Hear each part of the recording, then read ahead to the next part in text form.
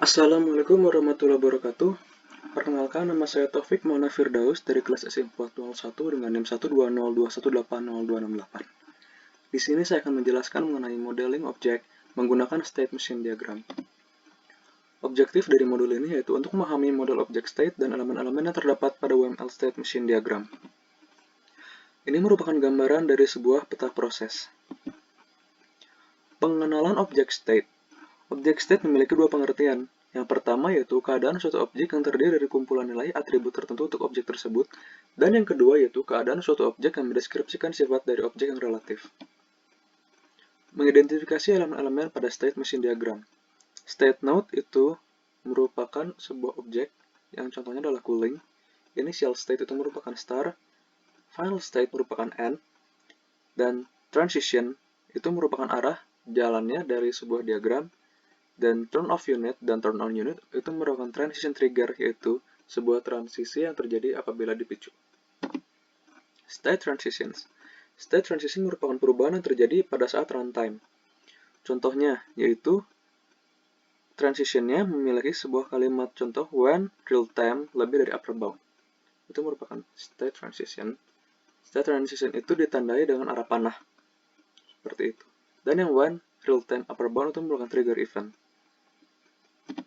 Struktur internal pada state node. State node merupakan state dari objek tunggal pada runtime. Contohnya adalah entry, event menentukan tindakan saat masuk ke state, exit, event menentukan tindakan saat keluar dari state, do, event menentukan tindakan yang sedang berjalan, sehingga kita juga dapat menentukan event yang spesifik dengan tindakan yang sesuai. Ini merupakan gambaran dari complete HVHC state machine diagram. Membuat state machine diagram untuk objek yang kompleks. Yang pertama, kita menggambarkan keadaan awal dan akhir untuk objek. Kedua, menggambarkan keadaan stabil dari objek. Ketiga, menentukan urutan parsial untuk stable state pada lifetime dari objek tersebut. Keempat, menentukan event yang memicu transisi antara keadaan objek dan menentukan transisi tindakan jika ada. Kelima, menentukan tindakan dalam event jika ada. Langkah pertama itu kita memulai dengan kondisi awal dan akhir atau juga disebut sebagai start dan end. Contoh start adalah gambar yang kiri, yang bulatan warna biru kiri, dan yang akhir atau end merupakan gambaran bulatan biru yang di sebelah kanan. Langkah kedua dengan menentukan status objek yang stabil. Ketiga, menentukan urutan parsial serikat. Di sini mulai digambarkan transitionnya. Langkah keempat, menentukan peristiwa dan tindakan transisi. Ketika kita sudah menggambarkan transisi, kita menuliskan apa yang terjadi di dalam transisi tersebut. Langkah kelima, menentukan tindakan di dalam serikat. Setelah trigger event, yaitu event yang harus terjadi setelah periode waktu tertentu ditampilkan dengan menggunakan after trigger event atau event pemicu. Untuk menjalankan transisi setelah 10 menit, tentukan event pada transisi sebagai setelah 10 menit. Self-transition merupakan state transition dengan status yang sama untuk sumber dan tujuan dari transisi tersebut. Self-transition itu jadi sebuah state node yang arah transitionnya mengarah ke state node itu sendiri.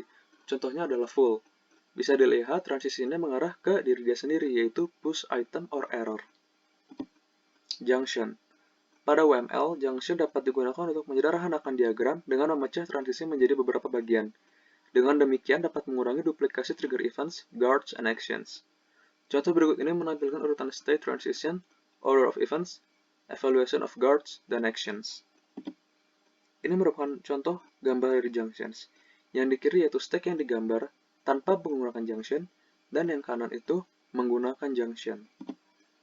Choice atau pilihan digunakan untuk menyederhanakan diagram dengan memecah transisi ke beberapa fragmen, sehingga dapat mengurangi duplikasi trigger event, guards, dan actions. Choice juga dapat menggunakan dynamic evaluation pada guards setelah bagian-bagian dari transisi sebelumnya telah dieksekusi. Ini merupakan gambaran dari contoh choice. Yang kiri menggunakan dengan junction, dan yang kanan menggunakan choice. Kesimpulan dari modul ini yaitu, sebuah objek dapat memiliki sifat yang unik, dan state machine diagram menyediakan mekanisme untuk memodelkan keadaan dan transisi dari suatu objek. Baik, untuk presentasi modul ini saya akhiri. Mohon maaf bila ada kesalahan dan kekurangan.